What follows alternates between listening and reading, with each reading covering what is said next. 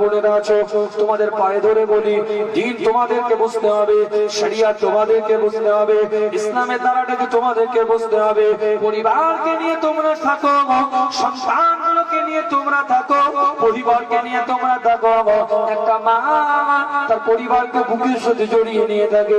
যেমন একটা মুরগি বাচ্চাগুলোকে যেমন ওই কাকের উপদ্রব থেকে বাঁচার জন্য চতুর্দিকে ডানাগুলোকে বিছিয়ে পেটের মধ্যে ধরে রাখে, ওই রকম বাচ্চাগুলোকে পরিবারের মা বুকে সাথে জড়িয়ে রাখে।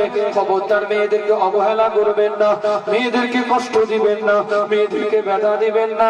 আল্লাহ নবী মুহাম্মদুর রাসূলুল্লাহ সাল্লাল্লাহু আলাইহি ওয়াসাল্লাম জানিয়ে দেয়, যে বাড়িতে একটা কন্যা সন্তানের জন্ম হয় সেই বাড়ি থেকে আমার আল্লাহ আমার মৌলা আমার পরওয়ারদিগার রহমতের দরজাগুলোকে খুলে দেয়।